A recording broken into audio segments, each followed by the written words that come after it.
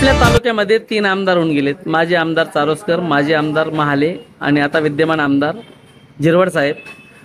एकंदरीत आता इलेक्शन लागते 2 महिन्यात। हे 3 उमेदवार किंवा अन्य एक तुम्ही पसंती कोणाला द्याल? आताची परिस्थिती अशी आहे की पहिले कोणाची युती होते, तिथून पहिली सुरुवात।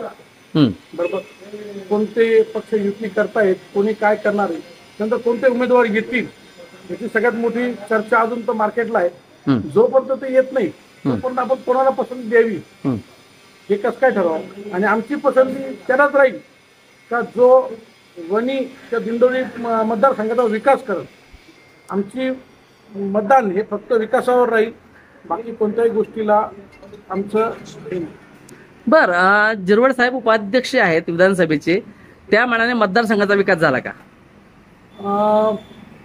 त्या मानाने विकास आता असं आहे का त्यांच्या कार्यकर्त्यांकडे गेल्यानंतर त्यांचे कार्यकर्ता म्हणतात त्यांनी खूप विकास केला, आणि हाच जर आपण विरोधी पक्षाकडे गेल्यानंतर त्यांचे लोक म्हणतात का झिरवड साहेब उपाध्यक्ष असताना काहीच विकास झालेला नाही। तर कधी कधी आमच्यासारखा सामान्य माणूस याच्यात भरकटतोय, कारण की पहिले ज्यावेळेस काही आणल्या तर ते म्हणतात का भारतीताईने आणल्या, काही लोक झिरवड साहेबांचे कार्यकर्त्यांना झिरवड साहेबांनी आणल्या।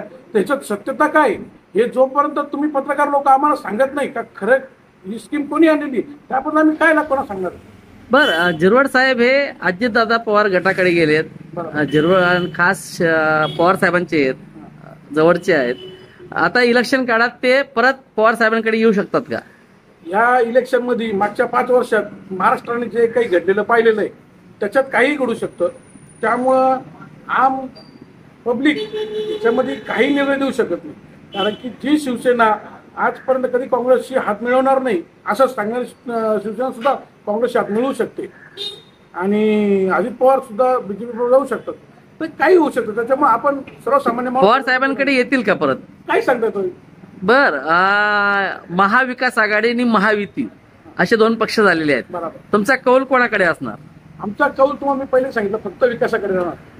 धन्यवाद। सरकार विकास देईल त्याच्याकडे आमचा कौल राहील। धन्यवाद।